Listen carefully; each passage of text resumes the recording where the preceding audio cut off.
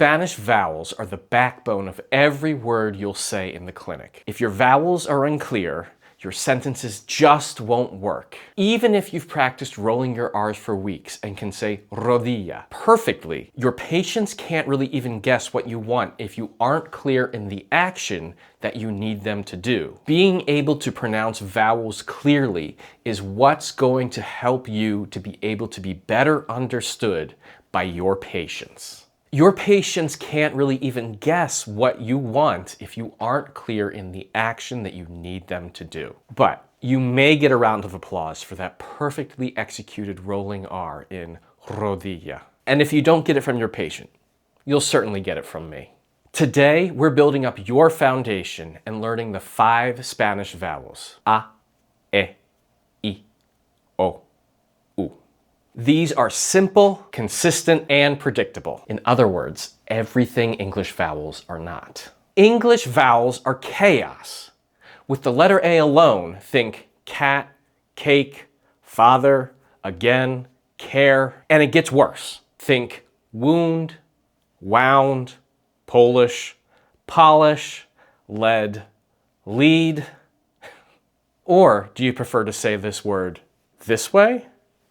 Or do you prefer to say this word this way? Now, me personally, I always say the word this way. Spanish vowels are the order and calm to that chaos. This letter, which is pronounced A, is always A. So, how does this apply to the clinic? Clear vowels means higher comprehension from our patients. High comprehension means smoother sessions. Smoother sessions means higher patient satisfaction and fewer safety risks. So, if a patient can understand you clearly, then they can move safely. And clear vowels get you there. All right, repeat these out loud with me. Yes, out loud. Your friends and family will survive. I mean, I can't promise they won't judge you, but they'll survive. So, the letter A. You would pronounce this like brazo, cama, andar. Levanta el brazo. E. Never A, E. You would pronounce this in a word like leve, derecho, cabeza. Usted puede mover el dedo, I. Never I, and keep this one short, I, not E, I. You would pronounce this in a word like higiene, rodilla, equilibrio. Le voy a revisar la rodilla. O. Again, keep the sound short. You would pronounce this in words like hombro, dolor, tobillo. ¿Tiene dolor aquí?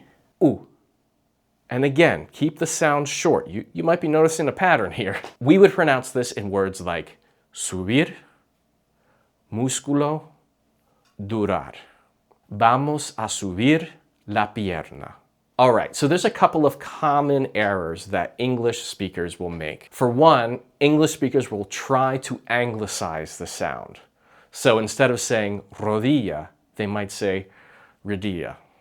Another error English speakers do is they'll put the accent or the emphasis on the wrong syllable. So instead of saying respiración, they might say respiración.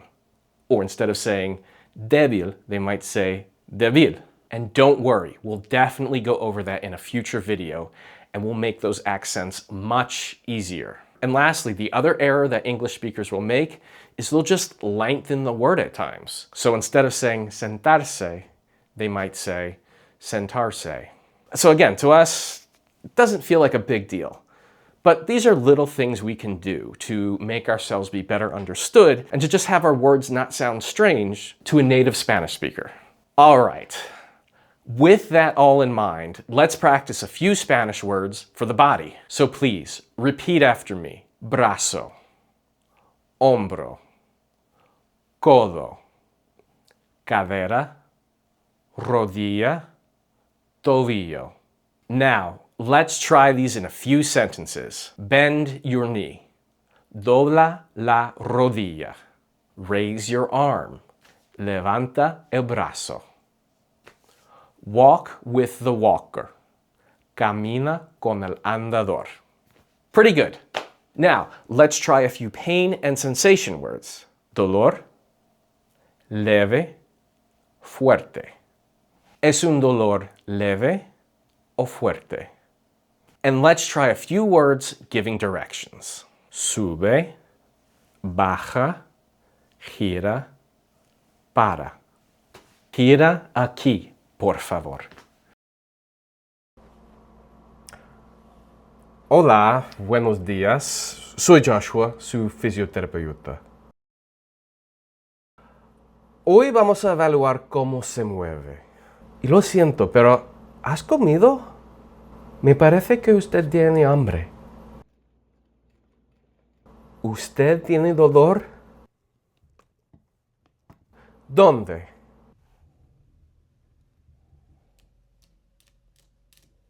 ¿Mueve la pierna?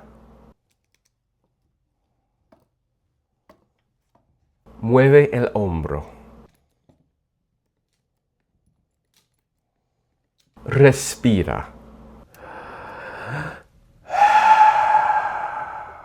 And with that, our vowels were short, the accent or stress fell onto the correct place in the word, and we minimized pronouncing Spanish words in an anglicized manner. Once your vowel sounds are clear, everything else becomes easier. Your introduction, your instructions, even your small talk, it all comes across clearer to your patient. For you, the word rodilla might still be a tricky one.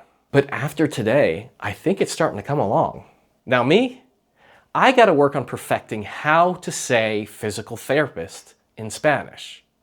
Fisioterapeuta, fisioterapeuta, fisioterapeuta. You know what? I'll just shorten it to physio, like they do in Spain. Hola, soy Joshua, soy tu physio.